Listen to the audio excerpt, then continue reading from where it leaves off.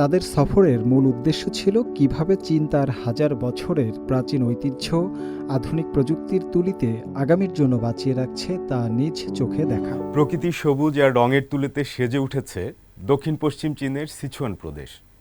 Lesion শহরের প্রায় 10 kilometre দীর্ঘ এক সড়কে গেলেই চক্ষু চড়ক গাছ।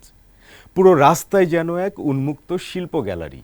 সড়কের পাশে ফুটে থাকা বাগানবিলাস ফুলের রক্তিম আভা আর দেয়ালে আঁকা নান্দনিক গ্রাফিতি, সব মিলিয়ে এক অদ্ভুত মায়াজাল তৈরি হয়েছে তাতু নদীর তীর ঘেঁষা এই পথে।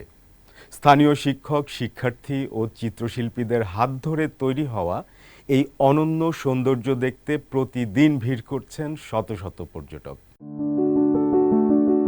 সম্প্রতি মধ্য ও পূর্ব ইউরোপ এবং লাতিন আমেরিকার ৩০ জনেরও বেশি আন্তর্জাতিক সাংবাদিক ও সামাজিক যোগাযোগ মাধ্যমের প্রভাবশালী ব্যক্তিত্ব পা রেখেছিলেন এই শহরে।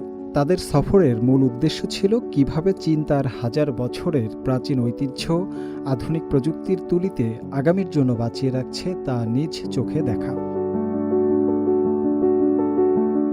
সফরের শুরুতেই প্রতিনিধি দলটির গন্তব্য ছিল ইউনেস্কো স্বীকৃত বিশ্ব ঐতিহ্য তাচু রক কার্ভিংস। পাহাড়ের গায়ে খোদাই করা এই হাজার বছরের পুরনো ভাস্কর্যগুলোকে দর্শকদের সামনে জীবন্ত করতে চীন ব্যবহার করেছে এক অভিনব কৌশল।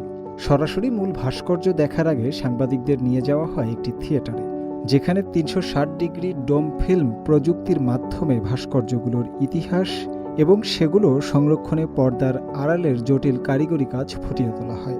অবিকল ত্রিমাত্রিক সেই রূপ দেখেই মুহূর্তেই যেন এক সহস্রাব্দ প্রাচীন ইতিহাসে হারিয়ে যান দর্শকরা। এত পুরনো প্রত্নতাত্ত্বিক নিদর্শন সংরক্ষণের সাথে উচ্চমানের প্রযুক্তির এমন মেলবন্ধন সত্যিই আমাকে অভিভূত করেছে।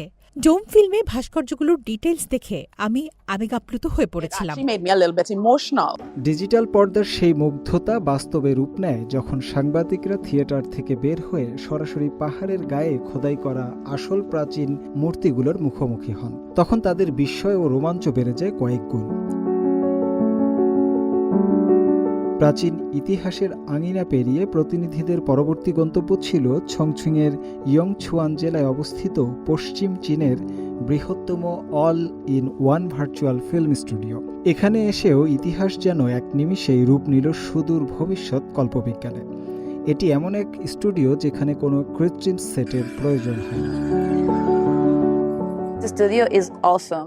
স্টুডিওটি বিশাল ও আধুনিক প্রযুক্তিতে ঠাসা, যা সিনেমার বিবর্তনকে নতুন উচ্চতায় নিয়ে গেছে। ছংছিং যেভাবে প্রযুক্তি ও ইতিহাসের সংমিশ্রণ ঘটিয়েছে তা পর্যটকদের জন্য অত্যন্ত আকর্ষণীয়।